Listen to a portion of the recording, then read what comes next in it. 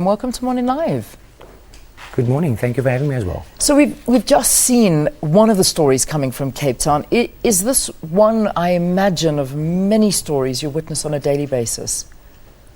One of thousands. You know, we see amazing stories of young people that against all odds actually get through these odds. And you know, that's exactly also what we're going to do through the festival. Just celebrating the lives of ordinary citizens in South Africa who are true heroes. Yeah, and there's so many unsung heroes. I know that you founded Rlabs in 2008. Did you know that it was going to be such a huge success, working in 5 continents now? I must be honest, when Rlabs was started, it was really just a little side project. There was no big plan. There wasn't even the idea of, okay, we're going to have this big organization. It was simply knowing that as a person growing up on the Cape Flats, I knew that I needed to do something in my community. And it started with one small act of kindness, actually. And it's interesting how your one small act of kindness can change your life forever. I mean, that's the reason why I'm sitting here.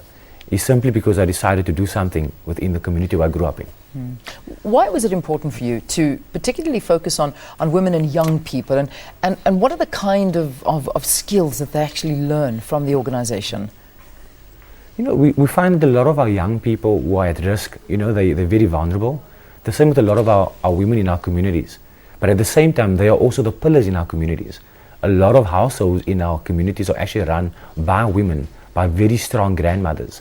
And the skills that we really kind of impart to them is really kind of specifically focusing on technology skills.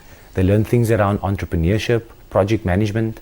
And the idea with it, the way we run our programs is really to give them an appetite for learning.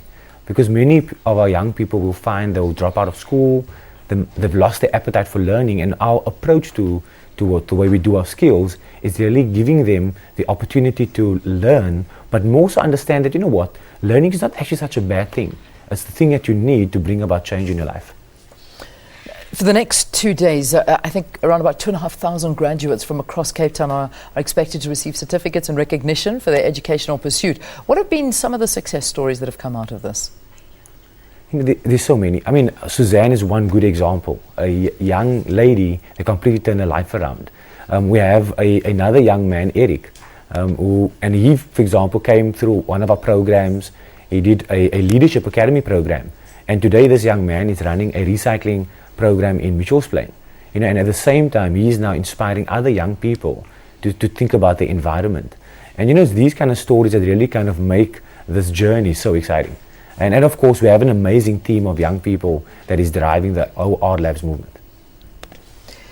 There are a lot of discouraged young people. We know that. We look all around us who are living without hope. How has Rlabs actually changed those stories into stories of hope and success, rather? You know, for everybody, I think the first thing that we start is making sure that people understand you do have a purpose. You know, it doesn't matter how bad your circumstances or situation might be, there's always hope. There's always a future. And the way we've done it is really kind of partnering with a number of different partners across the country, across the world, and giving young people access to opportunities that generally they might not have had access to. Because that is, you know, not being able to do something, because a lot of young people really want to change their lives. But many times they feel that they're not able to access these opportunities. And that is the reason why our programs, for example, if you want to attend our academy, the only thing that you're required to do is you just have to smile and promise that you're going to use it to do something good with it. It's free, there's nothing else that you have to do other than smiling. Yeah, that's lovely. Can you tell us more about the exhibition and festival celebrating stories of hope now?